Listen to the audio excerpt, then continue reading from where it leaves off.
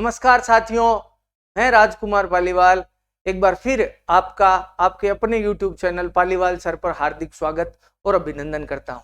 जैसा कि अपन पिछले दिनों से पॉलिटिकल के MCQ पढ़ते आ रहे हैं, ये पूरे होने के बाद अपन इतिहास और भारतीय स्वतंत्रता संग्राम के बारे में भी पढ़ना शुरू करेंगे, क्योंकि सेकंड ग्रेड में वे भी आते हैं। तो पॉलिटिकल वाले एक बार 500-700 क्वेश्चन हो जाए, उसके बाद बच्चों के कहे अनुसार इतिहास के भी अपन शुरू करने वाले हैं। बस आप चैनल को ज्यादा से ज्यादा लाइक, शेयर और सब्सक्राइब करते रहे, जिससे मेरा मोटिवेशन बना रहे और मैं आपके लिए ज्यादा से ज्यादा वीडियो लाता रहूं। तो पॉलिटिकल MCQ की कड़ी में मैं एक और वीडियो लेके आया हूं। नेक्स्ट निश्चित तौर पर इतिहास से जुड़े हुए प्रश्नों का भी मैं MCQ लेकर आऊंगा, ये वादा है मेरा। बस आप ज्यादा से ज्यादा लाइक, शेयर, सब्सक्राइब करते रहे। मैराथन क्लास भी लाऊंगा। अब बिना देर किए हुए मैं पहले प्रश्न की ओर चलता हूं।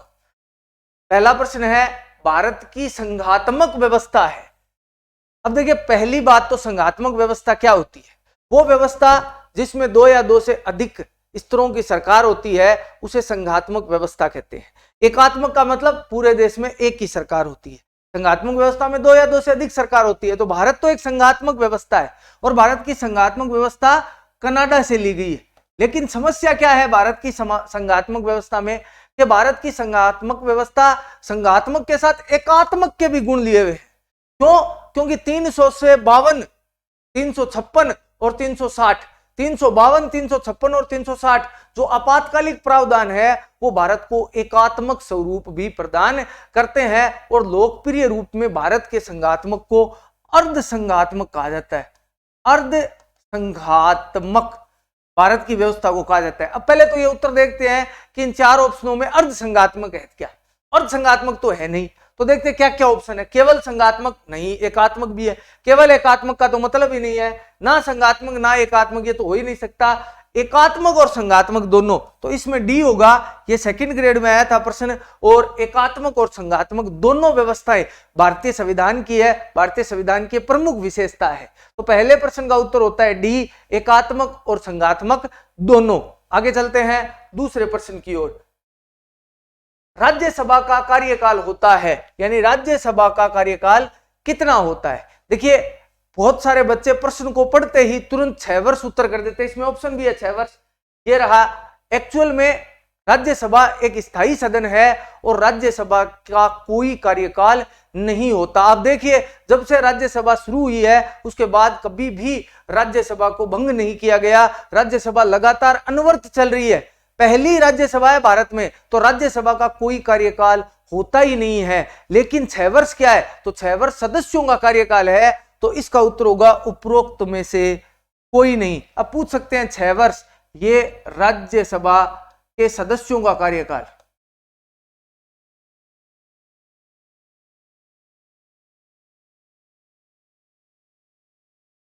तो ये राज्यसभा के सदस्यों का कार्यकाल है। नेक्स्ट आगे चलते हैं अपन तीसरे प्रश्न की ओर। नेहरू रिपोर्ट के बारे में निम्न में से कौन सा कथन सही है? देखिए, नेहरू रिपोर्ट के बारे में थोड़ा सा बता देता हूं। नेहरू रिपोर्ट पंडित जवाहरलाल नेहरू के पिता मोतीलाल नेहरू के द्वारा प्रस्तुत की गई थी, इसलिए इसे नेहरू रिपोर्ट कहा जाता है। दूसरी बात, यह पहली बार था जब कोई भारतीयों ने भारत का संविधान बनाने की जो है वो चेष्टा की हो। यह पहली बार नेहरू रिपोर्ट में हुआ था जब भारत का संविधान भारतीयों द्वारा बनाने की चेष्टा की गई हो, तो वो नेहरू रिपोर्ट में था। इस नेहरू रिपोर्ट के द्वारा भारतीयों ने अपने संविधान का एक खाका तैयार करके सौंपा था अंग्रेजों का। उसमें क्या क्या था उससे रिलेटेड ये प्रश्न है। ये 1928 में रिपोर्ट सौंपी गई थी। तो कौन से कथन इसके बारे में सत्य है? देखिए, इसे पंडित जवाहरलाल नेहरू द्वारा प्रस्तुत किया गया, गलत है। मैंने अभी आपको बताया कि इसे जो है वो मोतीलाल नेहरू द्वारा प्रस्तुत किया गया था। इसमें सांप्रदायिक निर्वाचन प्रणाली को स्वीकार कर लिया गया था, बिल्कुल सत्य बात है। मुसलमानों को अपने साथ मिलाने के उद्देश्य से कांग्रेस ने इसमें यह बात स्वीकार कर ली थी कि भाई सांप्रदायिक निर्वाचन प्रणाली को स्वीकार कर लिया जाए। हालांकि कांग्रेस इसकी विरोधी थी, लेकिन उन्होंने नेहरू रिपोर्ट में इसको स्वीकार कर लिया था। इसे 1928 में प्रस्तुत किया गया। मैंने अभी आपको बताया कि नेहरू रिपोर्ट को 1928 में प्रस्तुत किया गया था। तो इसका उत्तर हो गया 2 और 3, यानी 1 नंबर कथन असत्य है, 2 और 3 सत्य है, तो देखते हैं 2 और 3 कहां है, तो सी ऑप्शन 2 और 3 इसमें सत्य है। इसके अलावा इसमें मौलिक अधिकारों की भी मांग की गई थी। इसके अलावा इसकी सबसे महत्वपूर्ण बात यह है कि इसमें औपनिवेशिक स्वराज को जो है वो मान्यता दी गई थी, यानी औपनिवेशिक स्वराज्य डोमेनियन स्टेट की मांग की थी। पूर्ण स्वराज्य की मांग कांग्रेस इस रिपोर्ट में नहीं करती, हालांकि रिपोर्ट सर्वदल द्वारा प्रस्तुत की गई थी। आगे चलते हैं चौथे प्रश्न की ओर। सूची 1 का मिलान सूची 2 से कीजिए। ये एक तरफ अनुसूचियां दी हुई है, दूसरी तरफ वो किससे संबंधित है ये दी हुई है, हमें इनका मिलान करना है। तो देखिए 9वीं अनुसूची आपको पता है किससे संबंधित है, पंचायती राज से संबंधित है। इसे 73वें संविधान संशोधन द्वारा जोड़ा गया, संशोधन द्वारा जोड़ा गया। फिर 10वीं अनुसूची, सॉरी गड़बड़ हो गया, ये तो गलत कर दिया मैंने आपको। ये 9वीं अनुसूची पूछा था। 9वीं अनुसूची जो है वो संबंधित है भूमि सुधार कानूनों से। 9वीं अनुसूची भूमि सुधार कानूनों से संबंधित है, इसे प्रथम संविधान संशोधन द्वारा जोड़ा गया। 10वीं अनुसूची संबंधित है दल बदल से, इसे जोड़ा गया। दल बदल को जो है वो 52वें संविधान संशोधन द्वारा जोड़ा गया। उसके बाद यदि अपन बात करें 11वीं अनुसूची, ये पंचायती राज से है, इसे 73वें संविधान संशोधन द्वारा जोड़ा गया। और 12वीं अनुसूची, इसे 74वें संविधान संशोधन द्वारा जोड़ा गया, जो नगर निकायों से संबंधित है। एक्चुअल में 9वीं अनुसूची वो पंचायती राज से यूं याद रह गई, 9 भाग नंबर 9 जो है वो पंचायती राज से संबंधित है। 9वीं अनुसूची तो जो है वो इन भूमि सुधार कानूनों से संबंधित है। तो इसका उत्तर हो गया 1 के नीचे बी, तो 1 के नीचे बी, 2 के नीचे सी, तो 2 के नीचे सी, 3 के नीचे डी, 3 के नीचे डी और 4 के नीचे ए, तो ये बी उत्तर इसका सही हो गया। तो निश्चित तौर पर आप मेरी तरह गलती मत कर देना, 9वीं अनुसूची भूमि सुधार कानूनों से संबंधित है, 9 नंबर भाग जो है वो पंचायती राज से संबंधित है। आगे चलते हैं 5वें प्रश्न की ओर। निम्न में से कौन सा कथन 1773 के रेगुलेटिंग एक्ट के बारे में असत्य है? रेगुलेटिंग एक्ट के बारे में कौन सा कथन असत्य है? यदि इसकी अपन बात करें तो इसके द्वारा भारत में पहली बार गवर्नर जनरल का पद सृजित किया गया, बिल्कुल सत्य बात है। इसके द्वारा बंगाल में एक गवर्नर जनरल का पद बनाया गया था। 1773 के एक्ट के द्वारा अंग्रेजों के जो सरकार थी उसको रेगुलेट किया गया था, प्रारंभ किया गया था, इसको रेगुलेटिंग एक्ट कहते हैं। दूसरा, वारेन हेस्टिंग्स बंगाल के प्रथम गवर्नर जनरल बने, बिल्कुल सत्य बात है। चौथा, तीसरा, इसके द्वारा कलकत्ता में सर्वोच्च न्यायालय बनाने का प्रावधान किया गया, बिल्कुल सत्य बात है।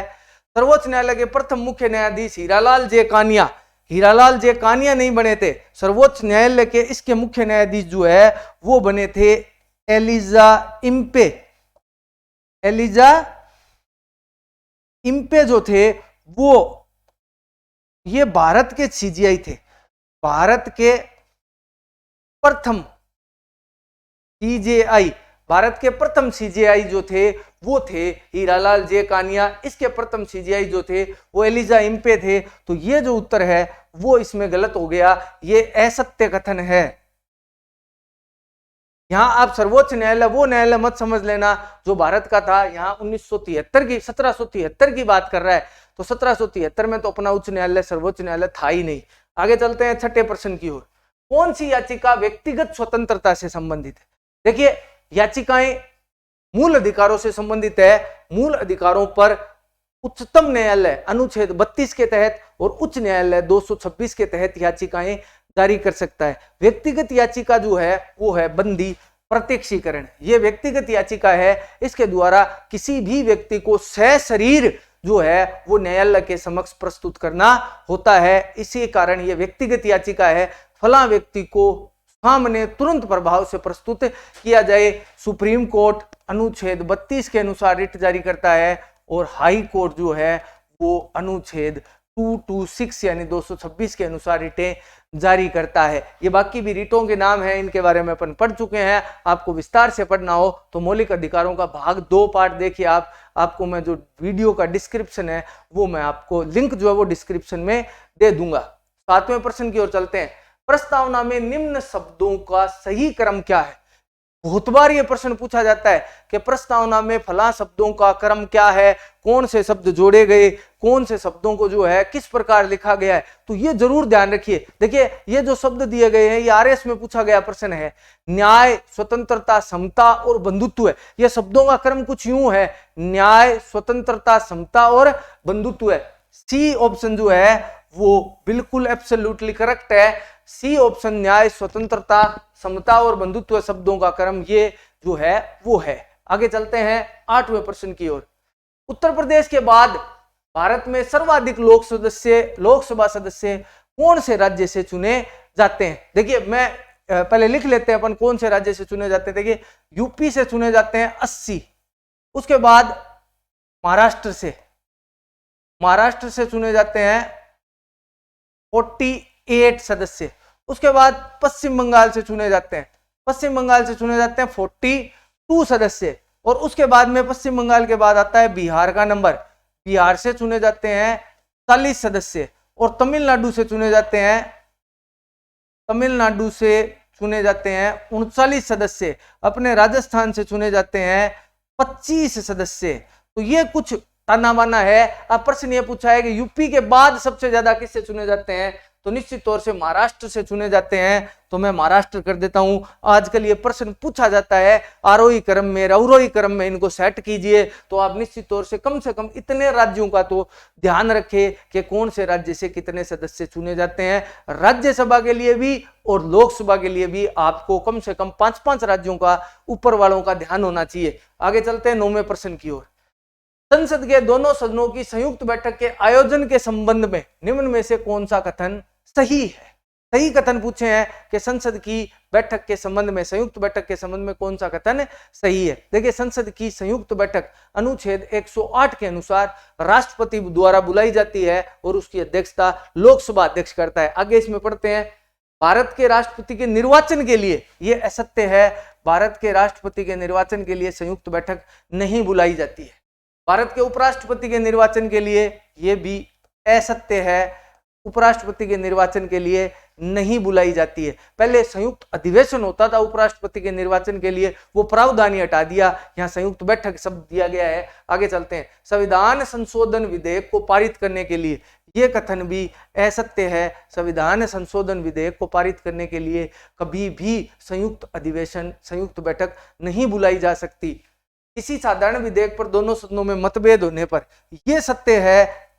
चौथे में, संयुक्त बैठक कब बुलाई जाती है सदनों की? जब किसी साधारण विधेयक पर दोनों सदनों में मतभेद हो जाता है तो ये बुलाई जाती है। ये सेकंड ग्रेड में आया हुआ प्रश्न है, बढ़िया प्रश्न है। इसका उत्तर होगा एक ही सत्य है, केवल 4। तो केवल 4 नंबर में अपन उत्तर कर देते हैं, केवल 4 ही इसमें जो है वो सही है। ये प्रश्न संख्या 9 का उत्तर है। निश्चित तौर से ये आप ध्यान रखिए, बहुत ही महत्वपूर्ण प्रश्न है ये। आगे चलते हैं 10वें प्रश्न की ओर। भारत के एकमात्र राष्ट्रपति जिनके निर्वाचन में द्वितीय चक्कर की मतगणना करनी पड़ी। बढ़िया प्रश्न कि भारत के राष्ट्रपति के चुनाव में द्वितीय दौर की गणना करनी पड़ी। देखिए एक्चुअल में द्वितीय दौर होता क्या है, पहले थोड़ा सा बता देता हूं। द्वितीय दौर का मतलब होता है कि राष्ट्रपति का जो चुनाव होता है उसमें वोट जो है वो अनुपातिक पद्धति से दिए जाते हैं। जो अपनी पद्धति है, जो अनुपातिक पद्धति, उसके अनुसार वोट दिए जाते हैं। तो प्रत्येक व्यक्ति का वोट मतपत्र अलग अलग होता है, प्रत्येक का मत मूल्य अलग अलग होता है। तो ये जो अनुपातिक पद्धति है, जो चुनाव की जो आयरलैंड से ली गई है, ये बहुत ही खतरनाक है। इसको जीतने के लिए जो एक न्यूनतम कोटा होता है, वो राष्ट्रपति के लिए नहीं, न्यूनतम कोटा होता है कि कुल वेद मतों का 50% प्लस 1 वोट, यानी आधे उससे एक ज्यादा मत अगर प्राप्त करेगा तभी राष्ट्रपति बनेगा। यदि मान लीजिए 2 कैंडिडेट खड़े हो गए तब तो कोई दिक्कत नहीं है। मान लीजिए 3 खड़े हो गए और तीनों के बीच में बराबर का तकड़ा टक्कर है, तो हो सकता है कि एक कैंडिडेट 50% प्लस 1 मत प्राप्त न करे, तो क्या कोई नहीं जीतेगा? जीतेगा। लेकिन जो हार गया उसके वोटों में फिर जो 2 नंबर है, देखिए वरीयता में वोट देते हैं 1 नंबर, 2 नंबर, 3 नंबर, तो जो वरीयता में 2 नंबर है उसके वो वोट बांट दिए जाएंगे। ऐसा भारत में आज तक केवल एक ही बार हुआ है। वी गिरी भारत के एकमात्र ऐसे राष्ट्रपति है जिन्हें द्वितीय दौर की गणना में विजेता घोषित किया गया। इसके अलावा मैं आपको बता दूं, नीलम संजीवा रेड्डी ये भारत के एक ऐसे राष्ट्रपति है जो निर्विरोध निर्वाचित हुए, इनके समय कोई चुनाव ही नहीं हुआ। क्यों वो नहीं हुआ? क्योंकि इनके सामने जितनों ने भी पर्चा भरा था उनके पर्चे ही खारिज हो गए। किस्मत का पहलवान था भाई, तो ये राष्ट्रपति बन गए। तो वीवी गिरीश का उत्तर है नीलम संजीवा रेड्डी। दूसरे प्रश्न का उत्तर है कि भारत के एकमात्र राष्ट्रपति जो निर्विरोध निर्वाचित हुए, नीलम संजीवा रेड्डी। संविधान सभा में मौलिक अधिकार समिति के अध्यक्ष कौन थे? देखिए, भारतीय संविधान में यूएसए के संविधान से मौलिक अधिकार लिए गए हैं। 7 मौलिक अधिकार शामिल किए गए थे। 44वें संविधान संशोधन द्वारा इनकी संख्या घटाकर 6 कर दी गई। वर्तमान में जो 6 मौलिक अधिकार है, जब ये संविधान में शामिल किए गए थे तो मौलिक अधिकार समिति का अध्यक्ष किसे बनाया गया था? निश्चित तौर से भारत के प्रथम उप प्रधानमंत्री सरदार वल्लभ भाई पटेल इसके अध्यक्ष थे, मूल अधिकार समिति के। ये जो है ये प्रारूप समिति के अध्यक्ष थे। इसके अलावा ये संघ समिति के अध्यक्ष थे, ये संचालन समिति के अध्यक्ष थे। तो अलग अलग सबको काम था। और वैसे ये संविधान सभा के अध्यक्ष भी थे डॉक्टर राजेंद्र प्रसाद शर्मा। तो सबका अलग अलग काम था, अलग अलग ये जो है वो अपनी जो है वो कार्रवाई करते थे। लेकिन मौलिक अधिकार समिति के अध्यक्ष तो सरदार वल्लभ भाई पटेल थे। आगे चलते हैं। भारत में अविश्वास प्रस्ताव द्वारा हटने वाले प्रथम प्रधानमंत्री कौन थे? देखिए, भारत में अविश्वास प्रस्ताव तब से लाया जा रहा है जब से प्रथम प्रधानमंत्री बने थे। सबसे पहला अविश्वास प्रस्ताव राजा जी यानी आचार्य JB कृपलानी लेकर आए थे। किसके विरुद्ध? पंडित जवाहरलाल नेहरू के विरुद्ध लेकर आए थे, लेकिन बुरी तरह यह फ्लॉप हो गया। अब अविश्वास प्रस्ताव लाया कैसे जाता है? विपक्ष के कोई भी 50 सदस्य मिलकर किसी भी प्रधानमंत्री या सरकार के विरुद्ध अविश्वास प्रस्ताव ला सकते हैं। केवल 50 सदस्यों की जरूरत होती है।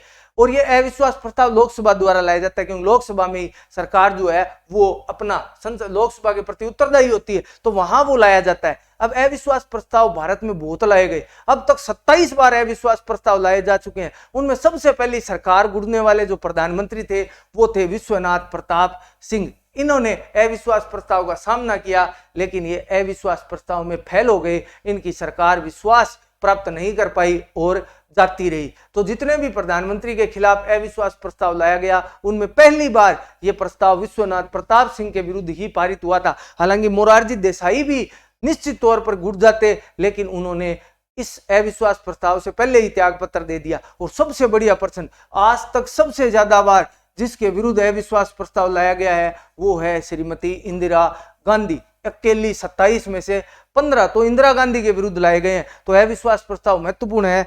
माननीय प्रधानमंत्री मोदी जी के विरुद्ध भी लाया गया था, लेकिन वो असफल हो गया। आगे चलते हैं। 13वां, राज्यों के किस समूह में द्विसदनात्मक व्यवस्थापिका है? देखिए, भारत के 6 राज्य हैं जिनमें द्विसदनात्मक व्यवस्थापिका है। बाकी राज्यों में यानी 22 राज्यों में एक सदनात्मक व्यवस्थापिका है। यह जो 6 राज्य भारत में है वो कौन कौन से? देखो, सबसे पहले यूपी, बिहार, महाराष्ट्र, कर्नाटक, उसके बाद में आंध्रा और उसके बाद में तेलंगाना। ये है। अब ये देख लेते हैं कौन कौन से में।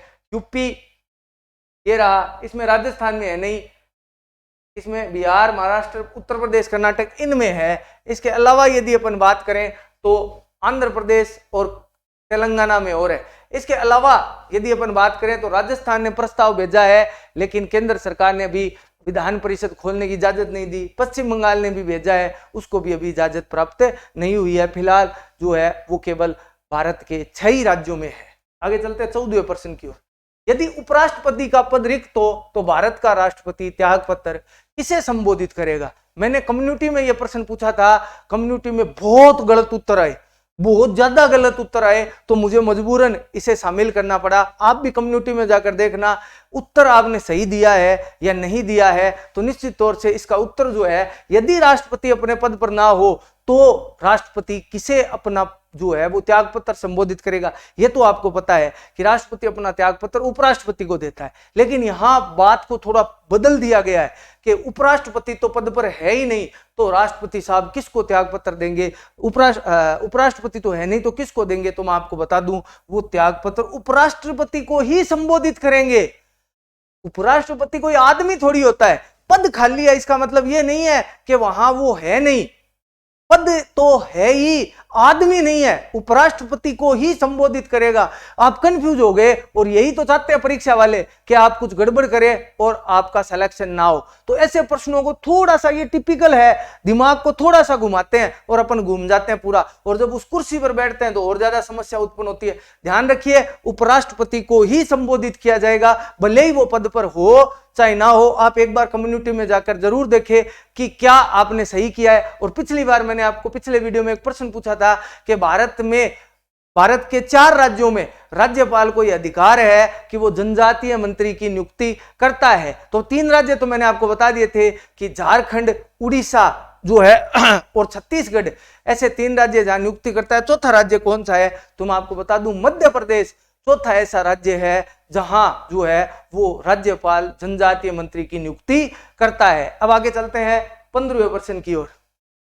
निम्नलिखित में से कौन सी राज्यपाल पद के लिए शर्तें हैं? देखिए यहां कंफ्यूज होते हैं, ये सेकंड ग्रेड से उठाया हुआ प्रश्न है। कंफ्यूज कहां होते हैं? शर्तें पूछी है, और योग्यता और शर्तें दोनों अलग अलग होती है। दोनों का उल्लेख भी संविधान के अलग अलग अनुच्छेदों में है, तो वो अलग अलग है। आप देखिए कौन सी शर्तें और कौन सी योग्यता है। वह भारत का नागरिक हो, ये योग्यता है, ये शर्तें नहीं है। वह संसद के किसी सदन अथवा राज्य विधानमंडल का सदस्य नहीं होगा, ये शर्त है, ये शर्त है, ये जो है वो ये शर्त है।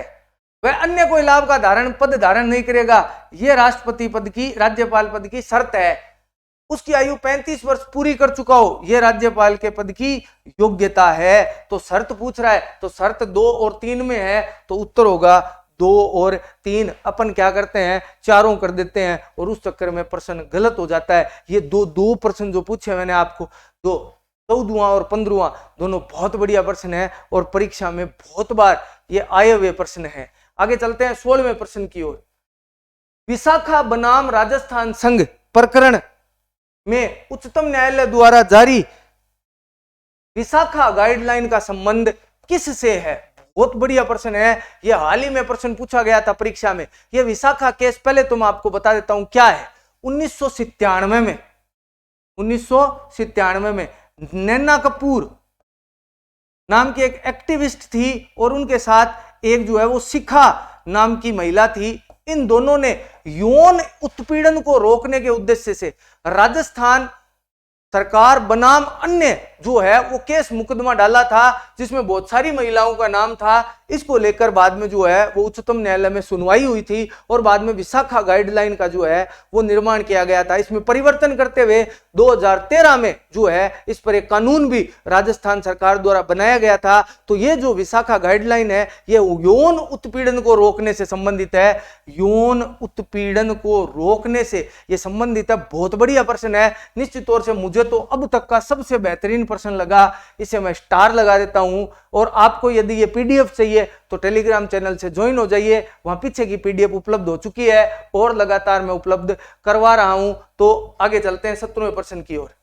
राज्य के मुख्य सूचना आयुक्त की नियुक्ति किसके द्वारा की जाती है? देखिए भारत में एक एक्ट RTI एक्ट 2005, जिसे सूचना का अधिकार अधिनियम कहा जाता है, इसके द्वारा राज्यों को और केंद्र में दोनों में प्रत्येक व्यक्ति का यह अधिकार है कि वो सूचना प्राप्त कर सकता है। अब मान लीजिए सूचना प्राप्त करने का उसका अधिकार है, उसका उल्लंघन हो जाए तो वो कहां जाएगा? सूचना आयुक्त के पास जाएगा, और उसकी नियुक्ति करने का अधिकार राज्यों में जो है वो राज्यपाल को प्रदान किया गया है। यदि मैं बात करूं राजस्थान की, तो DB गुप्ता यानी देवेंद्र भूषण गुप्ता राजस्थान के सूचना आयुक्त, मुख्य सूचना आयुक्त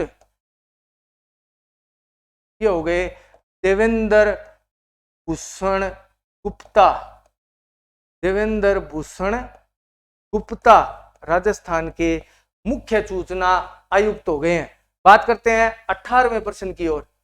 न्यायपालिका का कार्य नहीं है, कौन सा काम न्यायपालिका का नहीं है? संविधान की रक्षा का, ये तो है ही, संविधान का उल्लंघन नहीं होने दे सकते, ये उनका काम है। मौलिक अधिकारों की रक्षा, निश्चित तौर से मौलिक अधिकारों की रक्षा करना काम है किसका? न्यायपालिका का। न्यायिक पुनरावलोकन, बिल्कुल न्यायपालिका का काम है न्यायिक पुनरावलोकन। कानूनों का क्रियान्वयन करना, कानूनों को लागू करने का काम कार्यपालिका का है, न कि व्यवस्थापिका का है, न कि न्यायपालिका का। यह काम व्यवस्थापिका द्वारा किया जाता है, कार्यपालिका द्वारा या न्यायपालिका द्वारा नहीं किया जाता। तो यह काम जो है वो न्यायपालिका का नहीं है। तो 18वें का उत्तर हो गया डी। चलते हैं 19वें प्रश्न की ओर। भारत में नियंत्रक एवं मालिका परीक्षक का कार्यकाल कितने वर्ष का होता है? देखिए, भारत में कैग नियंत्रक एवं मालिका परीक्षक का मतलब हो गया सीएजी। सीएजी की नियुक्ति राष्ट्रपति करते हैं और सीएजी जो होता है उसका कार्यकाल होता है 6 वर्ष अथवा 65 वर्ष की आयु जो भी पहले हो वो होता है। अब इसमें उत्तर केवल 4, 5, 6 दे रखे हैं। परीक्षा में भी यही दिया हुआ था। हालांकि अगर इसमें इनमें से कोई नहीं होता तो इसका उत्तर इनमें से भी कोई नहीं होता, क्योंकि 6 वर्ष कोई जरूरी नहीं है। कोई बंदा 62 साल की उम्र में बनेगा तो वो 6 वर्ष कैसे रहेगा? वो तो 3 ही वर्ष रहेगा, क्योंकि 65 वर्ष की आयु में तो उसे रिटायर होना पड़ेगा। और यदि कोई बंदा कम आयु में, मान लो 50 वर्ष की आयु में बन जाता है, तो क्या वो 2 बार बन सकता है? बिल्कुल इस प्रकार का संविधान में कोई नियम नहीं है कि कोई बंदा 2 बार नहीं बन सकता है। आगे चलते हैं 20वें प्रश्न की ओर। विधान परिषद गठन और उसको समाप्त करने की प्रक्रिया का अनुच्छेद कौन से अनुच्छेद में उल्लेख है? देखिए, विधान परिषद की गठन करने की पहल विधानसभा करेगी और इसका उल्लेख जो है वो अनुच्छेद 169 में है। देखिए, 168 में विधानमंडल है, विधानमंडल, 169 में विधान परिषद है और इसमें विधान सभा है। तो अपने को विधान परिषद का प्रश्न पूछा है तो विधान परिषद का उत्तर हो गया 169। 169 के अनुसार विधानसभा को समाप्त करने की या नई विधान परिषद को समाप्त करने की अथवा नई विधान परिषद बनाने की गठन प्रक्रिया का उल्लेख है अनुच्छेद 169 में। इसका उत्तर 169 होगा, ये लिख दिया मैंने आपको। आगे चलते हैं। राष्ट्रपति वित्त आयोग का गठन कौन से अनुच्छेद के अनुसार करता है? देखिए, भारत में राष्ट्रपति बहुत सारे आयोगों का गठन करता है। अनुच्छेद 280 के अनुसार वो वित्त आयोग का गठन करता है, जिसमें 4+1 5 सदस्य होते हैं, एक अध्यक्ष होता है, 4 सदस्य होता है। ये 3 ऑप्शन भी बहुत बढ़िया आए हुए हैं। अनुच्छेद 338 में राष्ट्रीय एससी आयोग, 338(1) में राष्ट्रीय एसटी आयोग और अनुच्छेद 338(b) में राष्ट्रीय बीसी यानी बैकवर्ड क्लास आयोग का उल्लेख किया गया है। बहुत बढ़िया प्रश्न है ये तीनों। ये नीचे वाले भी आपको ध्यान रखने हैं। अनुच्छेद 280 के अनुसार जो है वो राष्ट्रपति वित्त आयोग का गठन करता है। हालांकि थोड़ा सा मैंने इस प्रश्न में जो है वो अंतर कर दिया, मैंने इसके ऑप्शन बदल दिया। हालांकि प्रश्न ये परीक्षा में आया हुआ था, मैंने इसके ऑप्शन बदल दिए ताकि मैं आपको थोड़ी सी इन तीनों आयोगों के बारे में भी जानकारी दे सकूं, इसलिए मैंने इसको थोड़ा सा मॉडिफाई कर दिया। 22वां, राष्ट्रपति द्वारा उच्चतम न्यायालय से परामर्श लिया जाता है। यह प्रावधान कहां से लिया गया है? देखिए, अनुच्छेद 143 के अनुसार राष्ट्रपति उच्चतम न्यायालय से परामर्श मांग सकता है। यह परामर्श तो मांग सकता है, लेकिन प्रश्न ये नहीं है। प्रश्न ये कि यह लिया कहां से गया है। तो मैं आपको बता दूं, यह कनाडा के संविधान से बात ग्रहण की गई है। कनाडा के संविधान से यह लिया गया है राष्ट्रपति का परामर्श लेना। किससे? उच्चतम न्यायालय से। तो कनाडा इसका उत्तर होगा। बिना देर किए अगले प्रश्न की ओर चलता हूं। आप सेशन को ज्यादा से ज्यादा लाइक, शेयर और सब्सक्राइब करते रहे। अगला देखिए, संविधान सभा में कुल कितनी महिलाएं थी? देखिए, संविधान सभा में टोटल महिलाओं की संख्या थी 15। 15 में से 14 निर्वाचित थी और एक एनी मसेकर, ये जो है वो मनोनीत थी। तो टोटल निर्वाचित और मनोनीत मिलाकर 15 महिलाएं हो गई। 15 महिलाएं जो है वो संविधान सभा के लिए जो है वो चुनी गई थी। ये 15 सदस्य जो 15 महिलाएं थी, इनमें से 10 ने प्रथम संविधान सभा की बैठक में भाग भी लिया था। तो बहुत महत्वपूर्ण है महिलाओं की संख्या। आगे चलते हैं। निम्न में से कौन सा आयोग संवैधानिक है, यानी कौन सा आयोग है जिसकी संविधान में उल्लेख है? देखिए, राष्ट्रीय मानवाधिकार आयोग, इसका संविधान में उल्लेख नहीं है। राज्य निर्वाचन आयोग इसका है, नीति आयोग का नहीं है, राष्ट्रीय महिला आयोग का नहीं है, इन आयोगों का नहीं है। राज्य निर्वाचन आयोग का उल्लेख है अनुच्छेद 243 के अनुसार, जो है वो राज्य निर्वाचन आयोग का गठन किया जाता है। तो ये संवैधानिक प्रावधान है। सेकंड ग्रेड में भी आया था, आरएस में भी आया था और फर्स्ट ग्रेड में भी आया था। 3 पेपरों में पूछा गया प्रश्न है, बेहतरीन प्रश्न है निश्चित तौर पर। आगे चलते हैं लास्ट प्रश्न की ओर आज के सेशन का। तो ज्यादा से ज्यादा लाइक शेयर सब्सक्राइब करते रहें। संविधान के किस अनुच्छेद ने उच्चतम न्यायालय को संसद द्वारा बनाए गए किसी कानून की समीक्षा का अधिकार दिया है? देखिए कौन सा कहां लिखा गया है कि जैसे भारत के संविधान में न्यायिक पुनरावलोकन से संबंधित कोई कथन नहीं है, केवल एक अनुच्छेद है, छोटा सा हिंट दे दिया गया अनुच्छेद 13 में। अनुच्छेद 13 यह कहता है कि भारत में जो भी कानून, विधि, नियम, उपनियम, विधेयक, विधेयक की भी बनावे सरकार यदि कोई संसद यानी कुछ भी बनाती है तो उच्चतम न्यायालय उसकी जांच कर सकता है। तो यह निश्चित तौर से आप ध्यान रखिए, इसका उत्तर होगा बी अनुच्छेद 13। तो मैंने आपको बताया था कि आज का जो है वो सेशन समाप्त हो गया।